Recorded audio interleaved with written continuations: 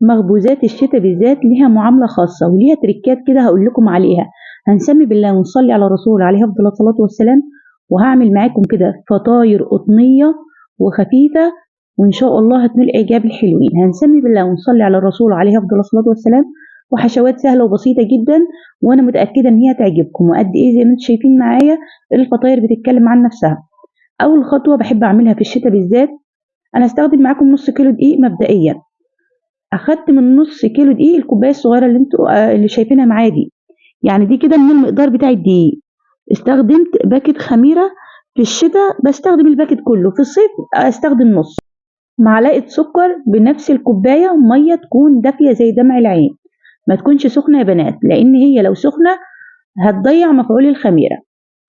قلبيهم كويس بعد ما تنزلي بالميه علشان ما يبقاش موجود اي تكتلات.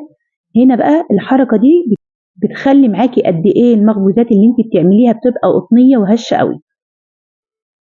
ما شاء الله هنا هخلص مفيش يعني ثانيتين ثلاثه، بتخلطيهم مع بعض وهسيبهم بقى يريحوا.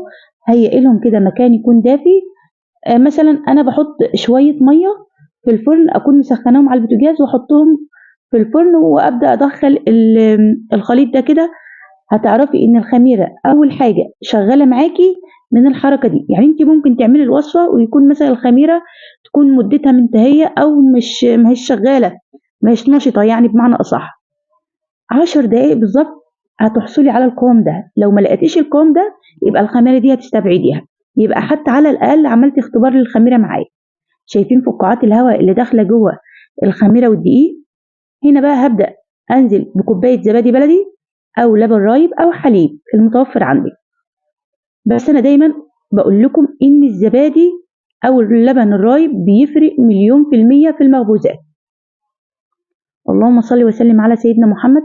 في المرحلة دي طبعا قلبت كويس قبل ما انزل بالدقيق برضو علشان ما يبقاش فيه تكتلات. كلها خطوات سهلة وبسيطة بس بتفرق طبعا.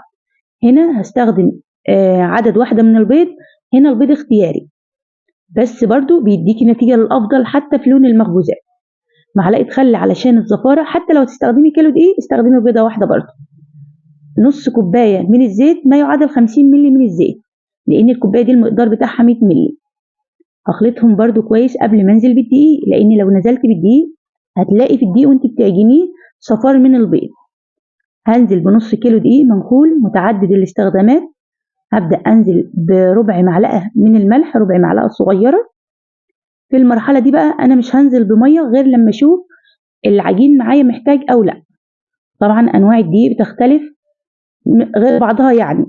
والبيضة هنا لو ما حطيتهاش هتستخدمي سوائل أكتر، لأن البيضة طبعا انت مش بتحسبيها من السوائل، هي بتتحسب. فاهمين قصدي؟ فما تنزليش بمية غير لو لقيتي العجينة محتاجة معاكي.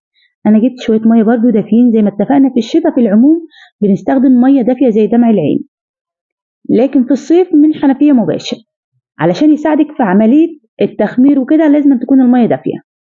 هخدم العجينة لمدة لا تقل عن 10 دقايق. مثلا انت شربتي العجينة بتاعتك السوائل واكتفيتي فبتقولي لا خلاص هي كده بقى العجينة جاهزة معايا، لا طبعا لازم تنشطي مادة البروتين الموجودة في الدقيق.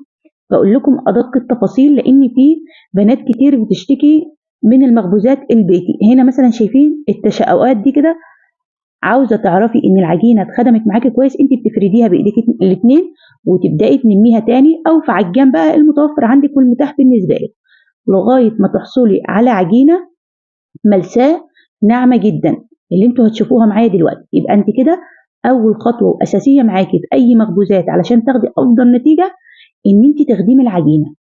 والقوام اللي انتوا شايفينه معايا ده كده هحاول اقرب لكم كمان. شايفين العجينة ناعمة معايا جدا.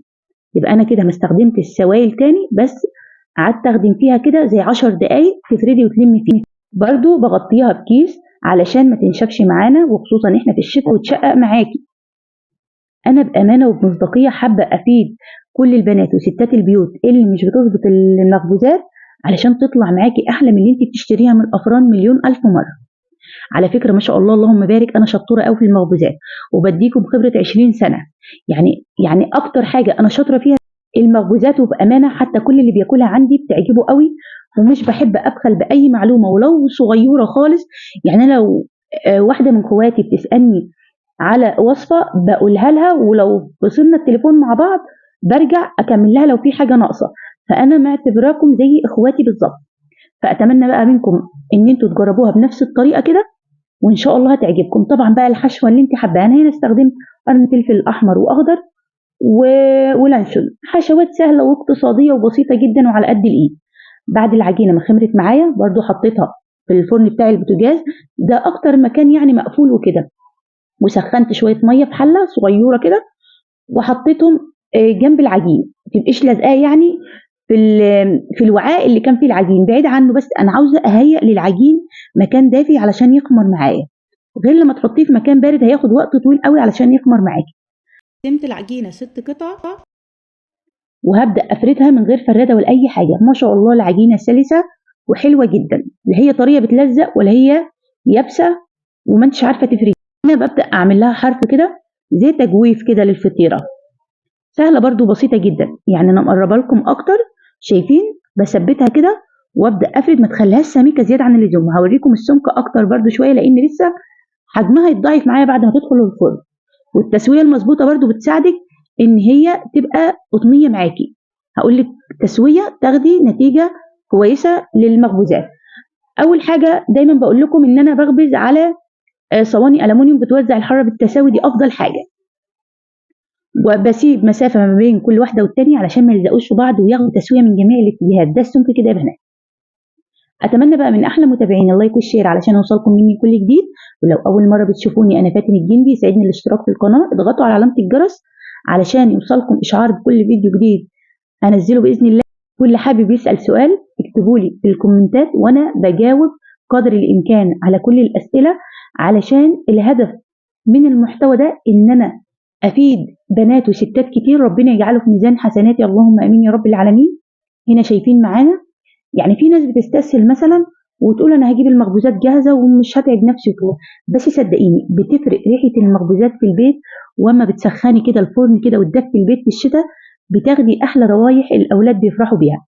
طبعا ببدا هنا اشكشكها بالشوكه علشان ما تنفخش معايا وكده، وخصوصا الحروف علشان التجويف ده يفضل زي ما هو.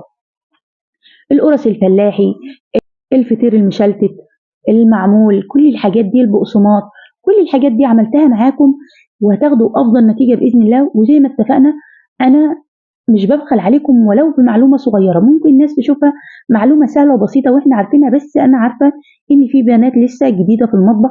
يعني انا مثلا في بدايه حياتي وكده اما اتجوزت ما كنتش اكيد عارفه كل الحاجات اللي انا عارفها دلوقتي. ففي ستات بتقول لا دي معلومه سهله، في ناس بتبقى لسه مش عارفاها، علشان كده مش ببخل بيها على اي حد. هنا طبعا انا نزلت بكاتشب، حابه تحطي صلصه براحتك، والفلفل بقى واللانشون والجبنه. وهنا حطيت زيتون، تقدري طبعا انا سايبه لك الحشوه دي براحتك. هنا جبنه علب تقدري تحطيها مع جبنه موزاريلا، او تقدري تعملي ميكس ما بين الشيدر. والناس اللي بتسال على جبنه يكون فيها مطه، احب اقول لكم بقى ان افضل مطه تاخديها من الجبنه التركي، بما انها غاليه وبنروح نجيب الجبنه الموزاريلا ما تفرحيش بان الموزاريلا بتمط معاكي، بيبقى داخلها مواد كده بلاستيكيه. فالافضل تجيبي جبنه موزاريلا طبيعي وتستخدميها علشان صحه اولادك. فرنك سخن درجه حراره 200، بتحطي الشبكه او الرف، بعد ما تاخد لون معاكي من تحت بترفعي الشبكه في النص او قربيها للشوايه وولعي الشوايه، تاخد معاكي بالظبط تلت ساعه في الفرن. لان لو حطيتيها على الصاج مباشر هتاخد لون بسرعه، تبقى لسه عجينه من جوه. وبنسخن الفرن علشان ما المخبوزات، بقول لكم لازم تسخن الفرن علشان المخبوزات ما تاخدش وقت طويل زياده عن اللزوم وتطلع ناشفه معاكي. ضروري جدا تكوني مسخنه فرنك قبلها ب10 دقائق. وابداي بقى شوفي الفطاير بألف هنا على قلوب الحلوين. اتمنى بقى ما تكونوش نسيتوني في اللايك والشير، ومش لازقه ولا اي حاجه لان انا كنت دهنه الصينيه حاجه بسيطه من الزيت. قطعيها وقدميها بقى جوع اخر الليل، تنفع معاكي صدقوني كمان في سحور رمضان تبقى حلوه قوي. حته فطيره كده جنب منها كوبايه شاي بألف هنا. وشايفين قد ايه كده الهواء اللي داخل، يعني انا بقطعها لكم وهي لسه سخنه، قد ايه الهواء اللي داخل جوه العجينه علشان حركه الخميره اللي عملتها معاكم كانت ناجحه مليون في الميه. بألف هنا على قلوب حبايبي المتابعين، واشوفكم يا رب على خير. عام سعيد علينا جميعا يا رب العالمين. مع الف سلامه يا احلى متابعين.